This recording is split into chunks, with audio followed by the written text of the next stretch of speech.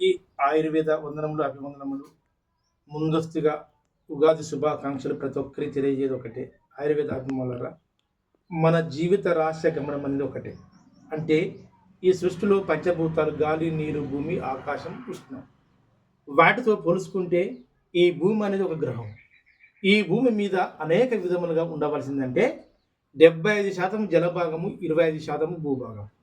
అంతేకాకుండా 5% పర్వతములు ఉన్నా కానీ మంచి పర్వతంలో అది ద్రవ పదార్థంలో కలిగి ఉంది. అంటే భూమి మీద 80% ఉన్నది, 20% ఘన పదార్థం ఉన్నది. మన శరీరంలో కూడా ఘన పదార్థం అనేది 20% ఉన్నది. మన యొక్క శరీరంలో గాలి ఒక ద్రవ పదార్థం అనేది 80% ఉన్నది. మనం తీసుకోవాల్సిన ఆహారం కూడా వీటి వ్యతిరేక దిశలో కనుక ఘన పదార్థాన్ని 80% తీసుకొని 20% ద్రవ పదార్థాన్ని తీసుకుంటే మన శరీరం ఎక్కువ శాతము ఆరోగ్యానికి దారితీసే అవకాశం ఉంటుంది. కానీ మన పురాతన కాలంలో ఎంతోమంది మహర్షులు, అంతేకాకుండా మన యొక్క వారసులు అనేక విధములుగా ద్రవ పదార్థాన్ని తక్కువగా తీసుకొని ఘన పదార్థానికి ఎక్కువ తీసుకుని అది నోట్లో నమిలి 32 దంతములతోని 32 సార్లు నవలడం వల్ల ఆ ఘన అనేది ద్రవంగా మారి లాలాజల గ్రంథులు కలిసిపోయి ఆటోమేటిక్గా మన శరీరంలో అన్నవాహిక నుంచి జీర్ణాశయంలోకి, చిన్న పేగు నుంచి పెద్ద పేగు నుంచి పాయు నుంచి అతి సునాయాసంగా ఆ పదార్థం జీర్ణమయ్యేది. అందుకు వ్యాధులు తక్కువ వచ్చేది.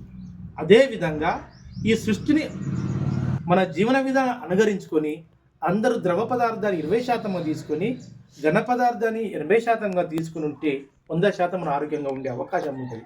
అంతేకాకుండా ఈ యొక్క తునికి కాయలు మాత్రం ఎవరికైతే కిడ్నీ సమస్యలు ఉన్న వాళ్ళు ఉంటారనుకోండి, ఈ తునికి పండ్లు లేక తునికి కాయలకు పాకానికి వచ్చిన కాయలు సమూలంగా తీసుకొని దాన్ని చూర్ణం చేసుకొని ప్రతిరోజు ఉదయం సాయంత్రం ఒక నల్ల ఉలువను ఒక 1/2 లీటర్ నీళ్ళలో కషాయంగా చేసుకుని అందులో సైంధవ లవణం కలుపుకొని ఆ యొక్క 5 గ్రాముల సైంధవ లవణం, ఇది ఒక 10 గ్రాముల ఒక తునిక్కాయల ఒక చూర్ణం కలుపుకొని తింటే మన కిడ్నీ డయాలసిస్ ఉన్నా, మూత్రబంధత వ్యాధులున్నా, కిడ్నీలో టోన్స్ ఉన్నా, ఏదున్నా తగ్గుతుంది. అందరూ ఉపయోగించుకొని మంచి ఆయుర్వేద అమ్మగా వృద్ధిలను ఆశించుకుంటూ మీతో సెలవు చేసుకుంటూ జై హింద్.